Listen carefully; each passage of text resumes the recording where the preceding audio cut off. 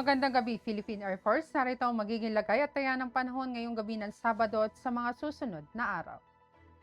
Sa kasalukuyan, wala tayong namomonitor na anumang low pressure area sa loob ng ating Philippine Area of Responsibility. Ang shear line, naasahan natin ang patuloy na pag-iral kung saan ito ang patuloy na makakaapekto, particular sa silangang bahagi ng Visayas. Samantalang sa iba nalalabing bahagi ng Visayas, ganoon na rin sa malaking bahagi ng Luzon, naasahan din natin ang patuloy na pag-iral ng northeast monsono hanging amihan. Dito naman sa Mindanao, asahan din natin ang patuloy na pag-iral ng easterlies o mainit na hangin nagmumula sa dagat Pasipiko. Para naman sa magiging lagay at taya ng panahon bukas, aasahan natin dulot ng shear line patuloy ang maulap na kalangitan na may kalat-kalat na pag-ulan, pagkidlat at pagkulog sa central portion ng Visayas, maging dito sa silangang bahagi ng Visayas.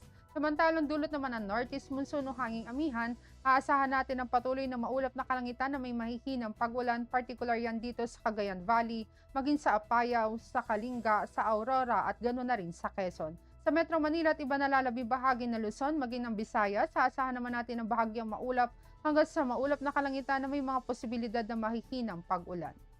Dito naman sa Mindanao, aasahan natin bukas dulot ng easterlies, patuloy din ang maulap na kalangitan na may kalat-kalat na pag-ulan, pagkidlat at pagkulog, particular sa Misamis Oriental, ganoon na rin sa Camiguin, maging sa Surigao del Norte at ganoon na rin sa Dinagat Island at maging dito sa may Davao Region. Samantalang sa iba nalalabing bahagi naman ng Mindanao, asahan natin ang bahagyang maulap hanggang sa maulap na kalangitan, ngunit may mga posibilidad din yan ng mga pulu-pulong pag-ulan na kuminsan ay may pagkidlat at pagkulog lalo na sa dakong hapon o gabi. Para naman sa magiging lagay at taya ng panahon pagsapit ng Lunes hanggang Miyerkules, aasahan pa rin natin ang bahagyang maulap hanggang sa maulap na kalangitan na may mga posibilidad na mahihinang pag-ulan dito sa Metro Manila, maging sa Cavite, aasahan din sa Lipa, ganoon na rin sa Angeles, maging sa Puerto Princesa at sa Kalayaan Islands. Dito naman sa Mactan, maging sa Zamboanga at sa Davao, aasahan din natin ang generally fair weather sa mga susunod na araw, bahagyang maulap hanggang sa maulap na kalangitan, ngunit may mga posibilidad yan ng mga pulu-pulong pag-ulan na kuminsan ay may pagkidlat at pagkulog lalo na sa dakong hapon o gabi.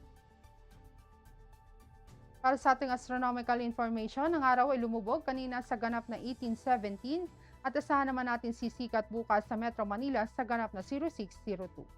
Para naman sa ating moon illumination, 10% increasing. At para manatiling updated sa lagay at taya ng panahon, i-follow lamang ang Air Force Weather Center sa aming mga official social media accounts. At sa ngalan ng aming commanding officer na si Colonel Alvin Jan Cugador, Philippine Air Force General Staff Corps, aming Staff Sergeant Jessa C. Cuenca, Weather Broadcaster ng Air Force Weather Center. Muli magandang gabi, Philippine Air Force.